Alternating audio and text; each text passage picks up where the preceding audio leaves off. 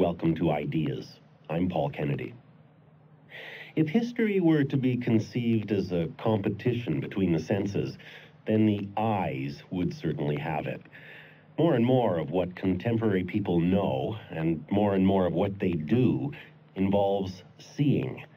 Radio programs that were once made by cutting magnetic tape with a razor blade now are produced by manipulating waveforms on a screen. Numerous other occupations have been restructured in the same way. The television, the internet, the video game, the myriad of scanners and simulators all give precedence to the eye and turn the screen into our primary access to the world. How this happened is our theme on Ideas, as Ivan Illich presents a brief history of seeing. The program is part 3 of David Cayley's series on the corruption of Christianity. In previous programs, Illich has argued that our contemporary world can be understood only as a distortion of Christianity. In this episode, he examines the way in which the sense of sight has changed under the influence of the Christian claim that Jesus was the image of God. The Corruption of Christianity, Part 3, by David Cayley. During much of the last 20 years, Ivan Illich has been preoccupied with what he calls body history, a history not of what people did or thought or said, but of what they physically experienced. The body appears at first glance as a natural fact, something on the side of nature rather than history, its experiences relatively unchanging over time.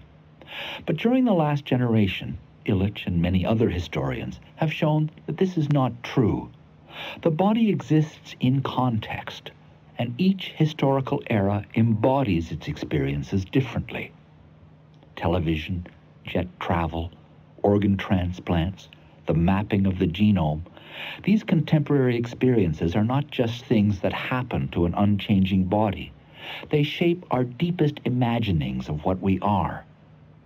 People in the past undoubtedly had noses, skin, and eyes, but what they smelt and touched and saw was very different from what we smell and touch and see today.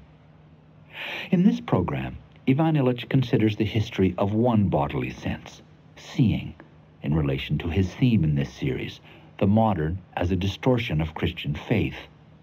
Our world, he believes, is now so captivated by created appearances, the apparitions that beckon from movies and magazines, billboards and video screens, that the represented threatens to eclipse the real. But before this triumph of the image could occur, he says, an old hesitancy and caution in front of images had to be overcome.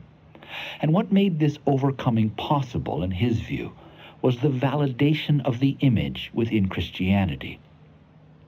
We discussed what he calls the history of the gaze while I was his guest at the village on the outskirts of the Mexican city of Cuernavaca, where he lives during part of each year. He'll come in a moment to what Christianity has to do with the history of the senses, but he began by telling me how he took up the subject. During 4 years, the first 4 years of the 90s, I focused my teaching and my reading on the history of the senses. By doing so, I took advantage of the fool's freedom which my renunciation to any formal teaching position gives me, that when I'm invited as a guest professor, I can really choose to teach what I want to teach, neither in a subject or a field or a discipline or a method which is imposed to me by my hosts. How did I get to this? Why did I want to understand hearing, seeing, smelling, touching, walking, feeling, by looking at them from the past? That is, trying somehow to become capable of understanding what a person formerly meant when he said, "I heard." I wanted to do this because I somehow had to explain how the senses can be satisfied in subsistence cultures with practically no money circulation, very little marketed objects appearing in their lives. I then realized that in order to understand the past in its reality, I had to get into body history. And in order to zero in on something, on a bodily, a physical, a sensual feature of everyday life, which today is not only understood, but felt differently from the past, I focused on the history of the gaze. And since I wanted to get clearer to understand what body is, it so happened that by focusing on the history of the gaze, which is, or at least was, a bodily act of intercourse with the objects of my gaze, of union, not of fusion, but of union remaining the two of us, of Rose and I, distinct, I found a particularly propitious way of reflecting on the disembodiment that is characteristic, in my opinion, for more modern times. This disembodiment is the sad climax of Illich's tale, and we'll return to it at the end of the hour. But first, it's necessary to understand how Illich connects the history of the gaze to our present theme, the corruption of Christianity. The key, he says, lies in the Gospel of John, where it is said, "The Word became flesh and lived among us, and we saw his glory, the glory that he has from the Father as his only Son." The heart of the New Testament message is that the infinitely good, wise, powerful, all these words do not reach him, that he whose name the Jews wouldn't pronounce, that Allah, now let me say God, that God did not become only words in the prophets, but flesh in the womb of a little girl. That therefore the flesh which John, the evangelist, also tears in his eyes, remembers that he touched, that he lay his cheek on the shoulder of Jesus presiding the last dinner, is the flesh of God. No, it's the flesh of the God-man. That therefore a respect for the human flesh, not as social entities, but as uniquely enfleshed persons, was changed by the gospel. I know further that, basing itself on New Testamentary statements, Christian always believed that the church itself is a body which comes into existence by Christian feeding on the sacrament, which was sacramentum meant that and baptism.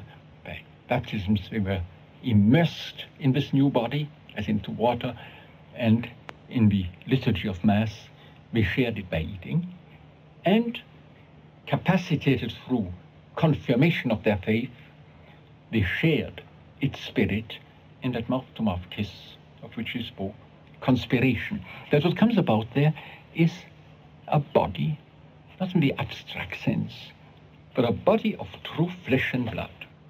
Through their belief in Christ's resurrection from the dead, Illich says, Christians asserted that daily embodied existence had been touched and transfigured by the eternal life of God, that the ruins of time, as the English poet William Blake said, build mansions in eternity. The Christian encounters God in the body.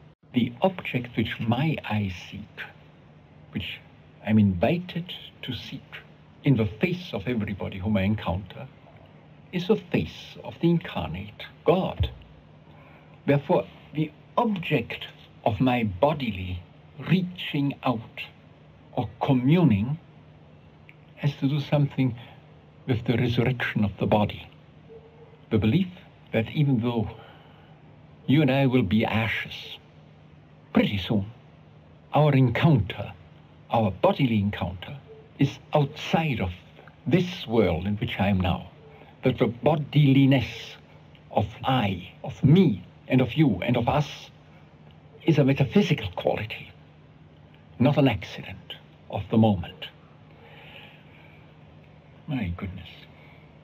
How can I speak about this mysterious new glory, thickness, phenomenological density of the body under the influence of Christianity, under the influence of the gospel, and the influence of the belief that he who knocks at the door asking hospitality will be treated by me as Christ, not as if he were, but as Christ. To the Christian, the stranger is Christ, Illich says, because the resurrection adds a new dimension to all bodies, not just the body of the risen Lord. But to understand how this Christian belief would eventually influence the experience of seeing, we need first to understand how the act of seeing was understood in the ancient world. This understanding was in many ways the opposite of our own. In the modern view, sights come into our eyes, conveyed there by rays of light. The ancients conceived vision as operating from the inside out, as outreaching by the projection of a visual ray out of the eye. In classical antiquity, the gaze was an activity by which my flesh got married with the flesh, or more precisely, the colors of the objects on which it grazed. The gaze was clearly described as a psychic proboscis or hand. It was called a psychopodium, the podia of hands and feet. What one did when one opened one's eyes, when one placed one's gaze upon somebody, when one sought the reflection of Ivan in David Cayley's pupilla. Pupilla means exactly the little image of me which I find there. But seeing was an erection out of the pupilla as loving as other erections are. But therefore, when I look at you, I caress you with my eyes. This understanding of looking as an active, outgoing movement rather than a passive reception made seeing a moral subject. It's something I do and can therefore do in a good or bad way. Classical optics, or opsis as Illich says, using the Greek word, was not just about how vision occurs, but also about the proper use of the eyes. As long as the gaze was conceived of as a human action, seeing was conceived of as something as willed, something as capable of being trained as speaking or as hearing. Opsis of the antiques, of Euclid, beginning with Euclid, was an intellectual underpinning of the appropriate moral behavior. How to become doubtful when I see something. Is it a mirror image, a reflection, or do I really touch it? Do I get where I want to get, namely to the eyes of Cayley, or am I being distracted from it by the watery substance of the air between us, which deflects not only my attention, but actually my visual ray from what I want to search for in order to love it? Optics were the basis for the appropriate moral use of the eyes as searching, touching bodily parts. When you open any book of asceticism, any book which teaches you how to meditate, how to live in the presence of God, if you open these books, the custodia oculorum, the guarding of the eye, is always a major chapter. How the eye must be guarded from seeing wrong things, of seeing not interior vision, but dreams, apparitions, follies created by my wishes. The constant awareness that I can train my eyes as I can train my hands to repeat the right look onto the right object which I have chosen as model, which I want to interiorize, just as the virtue of hospitality will be developed by practicing it until with frequent repetition transforms it into part of my stance, my inner habits, the belief in the existence of a set of inner senses led among ascetics to a very careful attempt to train young people in the guard of their eyes, and guarding from what comes in became much more important in the second millennium. In the first millennium, it was mostly guarding from rushing on something which is out there, touching it and bringing it home. How the guard of the eyes was eventually let down is the story Illich wants to tell tonight. It begins with the extraordinary New Testament assertion that Jesus is the image of the unseen God. The divine could be pictured in human form, and this gave the human image an unprecedented validity and power. Through this belief, something radically new was brought into both the Greek and Jewish worlds of the time. The Jews, following the commandments given to Moses, forbade images.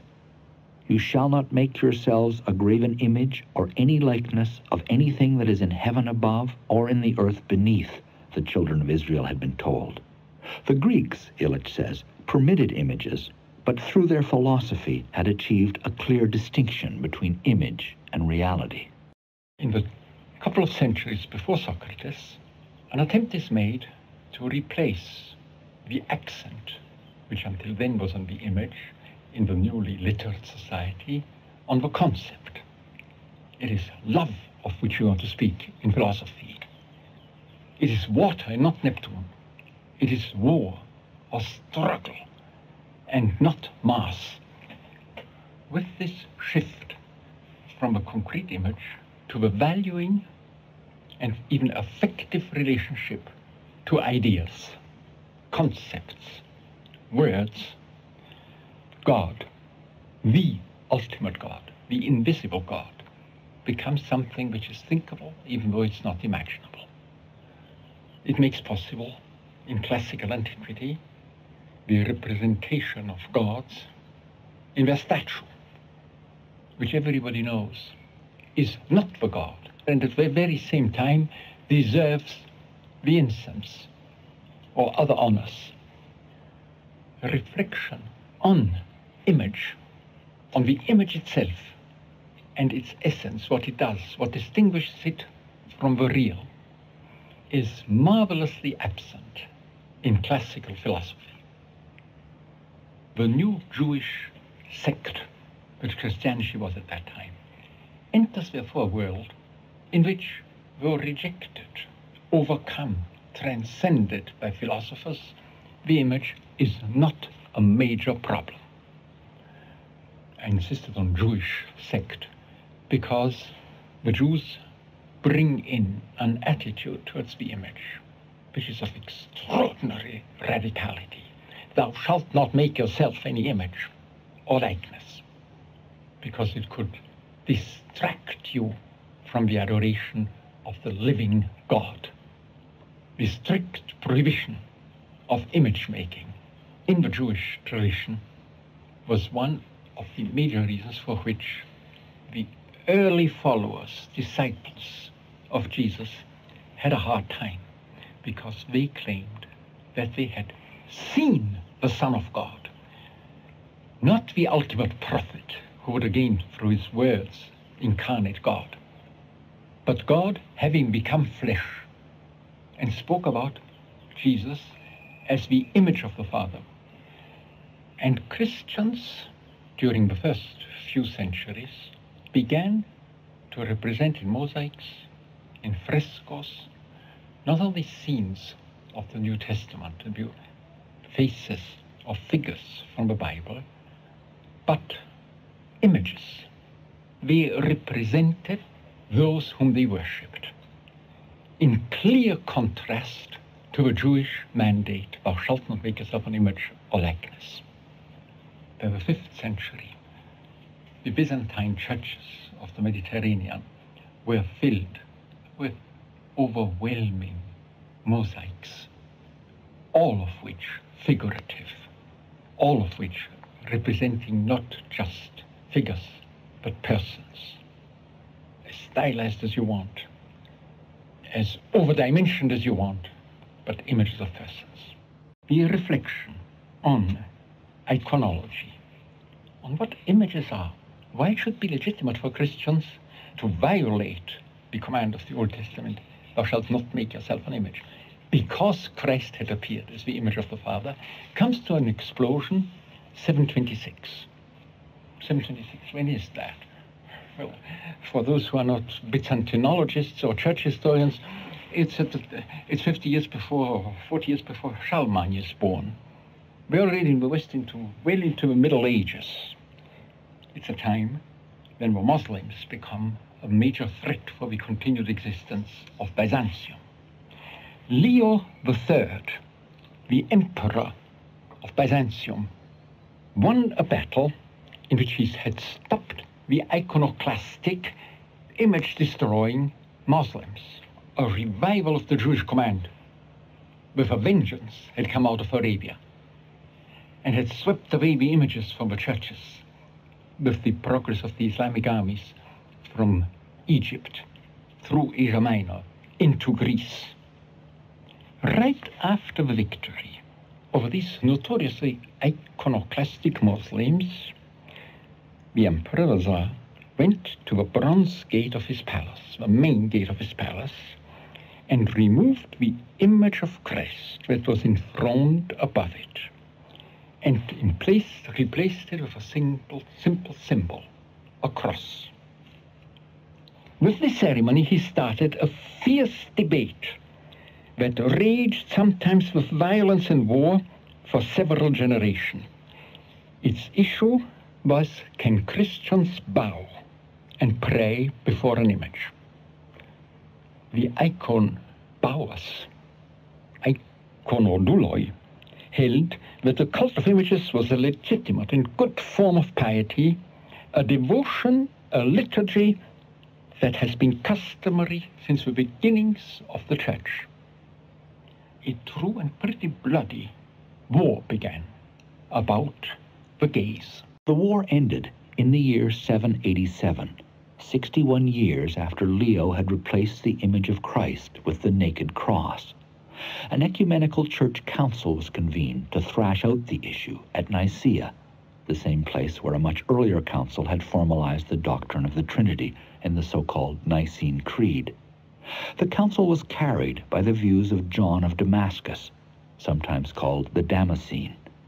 He drew a distinction between the prototypos, the prototype, which is the model and source of the image, and the typos, the type, which is merely an instance or impression of the prototypos.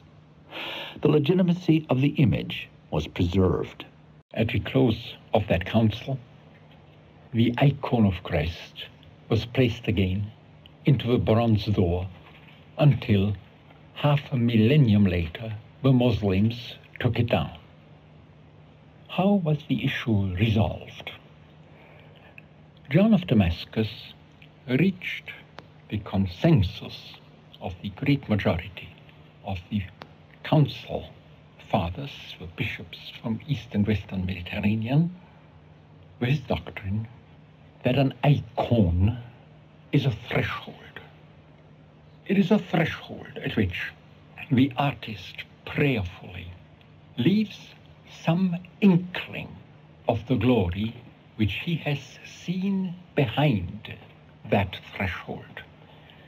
A typos of the prototypos which is in heaven, that the icon is a window into eternity, where the risen Christ and his bodily assumed mother are already in the glory of the angels, and the prayerful person uses the created beauty, the beauty created by the artist in prayerful painting, in order to step through the typos devoutedly to the prototypos. If therefore he bows in front of the reflection of the real flesh of those who are represented there as incorporated already in the union with the body of Christ. He explains that by doing so, by engaging in this form of pious bodily expression of respect, he not only touches with his eyes beyond the threshold represented in the icon, but he brings back the emphasis, the mingling of the gaze of the faithful with the flesh of the resurrected, and constructs church here on earth. This way of dealing with the icon, not as a picture, but as a threshold, has been kept alive by the characteristically different liturgy of the Eastern Church, Russian, Greek, Syriac, what have you. I had the chance of reading a report of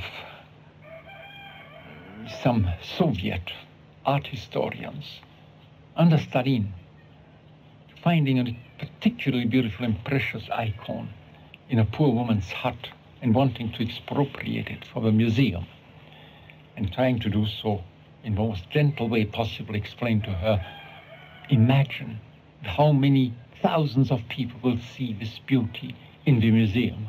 And the woman answering, an icon is not to be seen, but to be prayed with. The condemnation of iconoclasm by the Council of Nicaea was not the final word in the iconoclastic controversy in the Eastern Empire. 27 years later, in 814, the iconoclasts regained power, and it was not until the year 843 that the legitimacy of icon veneration was established for good, a date still celebrated in the Eastern Church as the Feast of Orthodoxy. But what the Council of Nicaea did, in Illich's view, was to lay a firm intellectual foundation for the understanding of images. Conceiving the image as a threshold allowed a clear distinction to be made between the image in itself, the image as object, and the image as a gateway or access. It kept at the forefront the question of what the image gives access to, of the purpose for which it is used. In the Eastern Church, this teaching remained vital right down to the time of the poor woman who corrected the Soviet art historians. But in the Western Church, Illich says, the doctrine of the Council of Nicaea soon became the justification for an entirely different view of images. This highly sophisticated view of the image as a gateway, not for information, but for the bodily physical reach into the beyond, never became the principal way of looking at holy pictures in the Christian West. In fact, precisely at that very same moment, another type of artistic activity really began in the West, the so-called Evangelium Pauperum, the gospel of the non-readers. The roll, there are quite a few of them preserved, from which the gospel is read from a pulpit in the tiny churches by the priest or deacon, while he reads, the roll unfolds on the other side and shows to people those scenes. The Council of Nicaea, which established for the whole Christian Church the doctrine of the legitimacy of icons, by the Western Church was immediately used as a legitimacy of making teaching devices in order to make preaching easier, better, and longer lasting, by illustrating the sermon. Through the transition of the doctrine, for me, beautiful and convincing, I must say, of John Damascenus, by which the picture, the image, acquired legitimacy within the cult, by bringing it back to the West and making the image a teaching device here. Western pictures are painted as representations of scenes, not, especially after the 13th century, not as thresholds, inviting you as little shadows into the glory behind them. The basis was laid on which our world of objectivity is built. The Evangelium Pauperum, the gospel of the poor, in Illich's view, was a sign of the radically different ways in which the doctrine of the Council of Nicaea would be interpreted in the Eastern and Western churches. The gospel scenes that unrolled before the congregation, while the word was read from the other side of the scroll, were an early example of the type of representational painting that would soon become a staple in the West.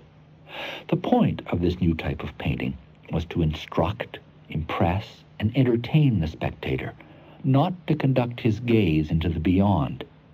The art of representation, as it advanced, drew attention more and more to the object itself, absorbing and holding the viewer's gaze in the luxury and glamour of the painting's sensuous presence. This is an instance of what Illich calls the corruption of Christianity. Without belief in Christ's resurrection, there could never have been a doctrine like that of John of Damascus, with its claim that the prayerful gaze can mingle with Christ's flesh in eternity. But at the same time, he says, this doctrine opened the way to a new intoxication with earthly images. The doctrine of the Council of Nicaea served to remove the influence of the Jewish and later Muslim prohibition to look at images in order not to be turned away from the real thing, to look at portraits, 14th century, a way of not having to face the other person, creating the possibility of seeing the other person in the image, the real person, in remembrance of the portrait. It served for a march, a victorious march of the image over the centuries in increasingly secularized form. And it helped. For me, it became essential in the history of what we call objectivity. Objectivity, Illich believes, is the condition of a world that can be pictured, a world in which pictures tell us what things are really like. But for this world to come into being, something more was necessary than just the legitimation of images. There also had to be a change in the scientific account of how seeing occurs. Illich spoke earlier about the classical science of optics, in which an outgoing visual ray grasped the world. The modern theory holds that the eye is a camera in which a lens focuses incoming light on the sensitive screen of the retina.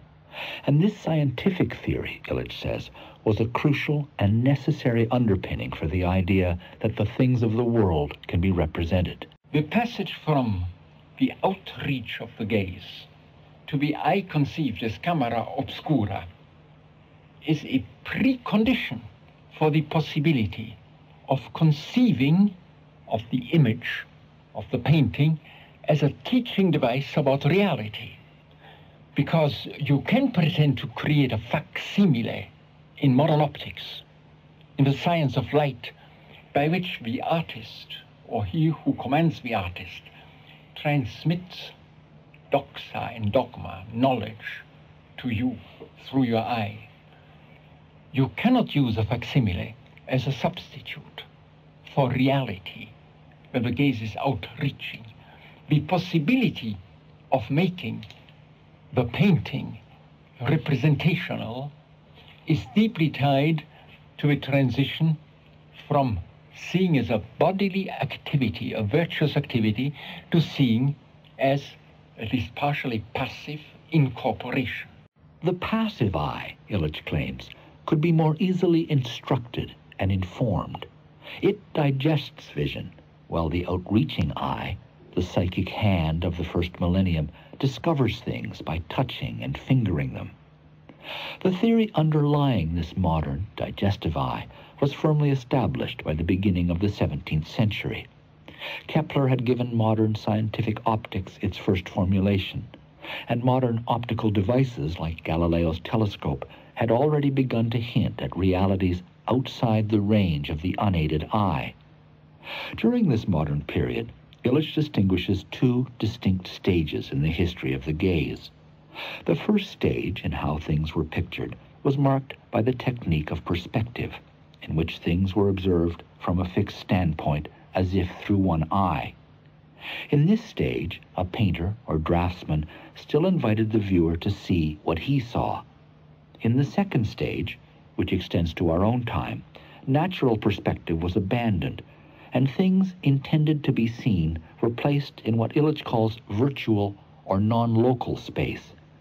In the drawings of anatomists, for example, at the beginning of the 19th century, distance was eliminated, and the interior of the body was visualized in a sort of architecturally enhanced close-up that no eye could ever actually see. In both these stages, the gaze is trained on a world that is increasingly mapped, measured, and diagrammed. We see, not as Aristotle supposed, because of the natural fit between the eye and its objects, but because our tools of observation and techniques of representation remove the veil of mere appearance and show us what is really there. One of the pioneers in this scientific re-education of the eye, Illich says, was Leonardo da Vinci. Leonardo da Vinci, around 1502, 1503, says, when he dissects the bodies of hanged men whom he purchased from the executioner to his pupils, you must draw everything you see in a human body, because in the flesh the eye can't see anything. Only when you have drawn it and drawn it again and again will you slowly understand what you're speaking about. From that almost foreshadowing of the ideas of the 17th century, in the late 15th and the early 16th, we move pretty quickly to the idea that the best way, still staying in the example of anatomy, of writing about the body, is to have a draftsman draft it as he sees it according to the rules of monocular, fixed standpoint, perspectival representation, and then have your text discussing about the feature in the image marked with an A, a B, or a C. Modern science began basically with the interpretation of designs. In many areas of Europe, you couldn't get the degree at the university, much less become a state employee, if you didn't pass an exam in drawing, because reports home, reports to your chief, reports to the king had to be illustrated to be credible. But this was always an illustration which still placed the designer into the picture, even if invisibly, through the rules of perspective. Then in the 19th century, we have a completely new way of imagining the image. The image should represent what really is out there, not what the anatomists or the geographers, draftsman sees.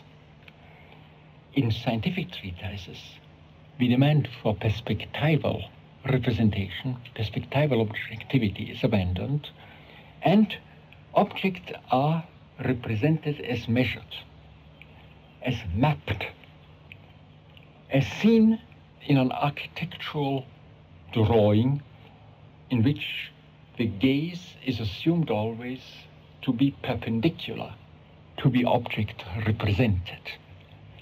The draftsman creates a virtual space into which he places things as they are and not as they are seen by him.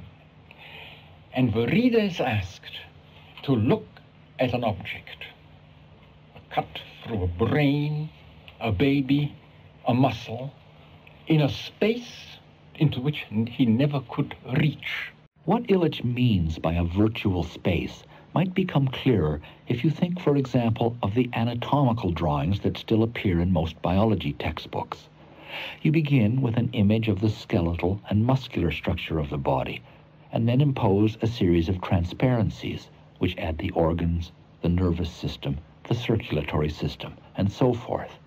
The result is not something you could ever see, nor is it pictured as existing in a space you could ever inhabit. The bloody mess that Leonardo actually saw when he peered into the bellies of his cadavers has been clarified, sorted into systems, and transposed into the idealized context in which modern persons are taught to recognize their bodies. And this is only the beginning of what Illich means by virtual or non-local space. Today, such spaces are everywhere. The internet is a vast, simultaneous nowhere in which no one actually knows where anything is. Computer-generated images shred the distinction between the imaginary and the real. Expectant parents bond with ultrasound scans of their unborn children. We now habitually see and experience things, Illich says, in spaces that are beyond any threshold we could ever pass. What impresses me so much is the speed with which, during the second part of my life of 70 years, virtual spaces, images, and other objects presented in virtual spaces have become generalized. There are quite a few serious thinkers now who claim that among the most important, profound changes of the last 25 years is the ubiquity of virtual spaces from which we are asked to derive our knowledge. Perhaps now you get an inkling why I insisted on the icon. The icon was conceived as a threshold into a super reality in which only faith could lead. The virtual space asks you to look into is nowhere in which no body could live. I want to show the contrast between the first and most sophisticated form of iconology of the Damascenus, which sees in what he calls icon a shadow from the beyond, which leads into eternity, and today's virtual space, which has characteristics in which one couldn't reach or smell or step or touch, in which most of the things which we take for granted are shown to us, and those which we know are better explained to us, with the idea that only if you have seen it on television, it's believable in reality. Illich wants to show the contrast, he says, between the virtual world and the threshold at which the believer's eyes were conducted into eternity. The virtual space, as he said elsewhere, is a utopia, a word coined by Thomas More in the 16th century from the Greek words for no place. It is a threshold with no beyond. There is no there, as Gertrude Stein once said about the United States.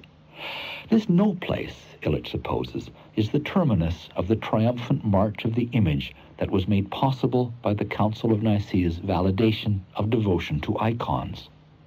This is as far as he has taken his argument, but based on what he has said, one could go further and also point to the uncanny resemblance between the glory that shone through the icon and the cascade of virtual beings that pour through the video screen.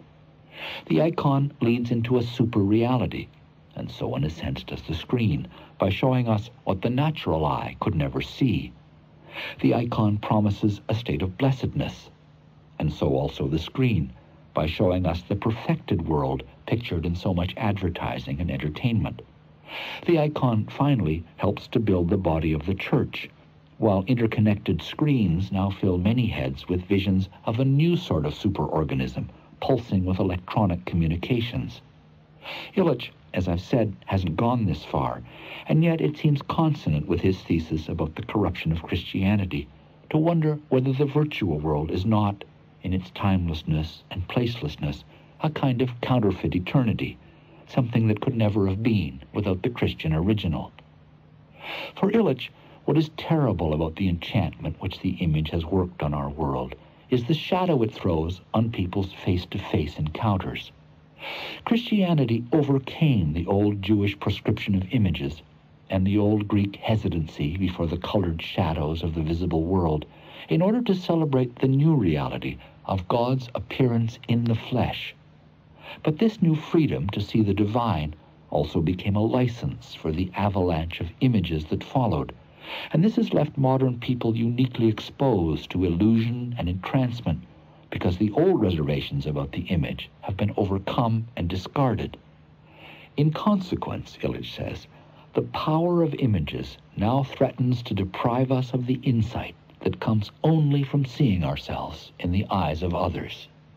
The Old Testamentary and Islamic still alive proscription of the image has, as far as I can understand it out of the texts, the major tasks of not taking your face as an image, not identifying it, as you said, with your painting or photograph or my internal imagination about you, but to remain constantly vulnerable by what looking at you in the flesh will reveal to me about myself. That is, tear away illusions, fancies, consolations, which make it possible at this moment to live with myself. The proscription of the image is at the very same time an invitation to be ruthless against myself, in seeking myself in what I find through your eyes. Imagery, particularly imagery of the human face, and even more so, imagery which is mechanical, like photography, interferes with that ultimately undescribable gaze which reaches out on several levels simultaneously, and for the believer always also into the beyond, searching eternity, ultimate truth which is a living body behind the threshold of the image.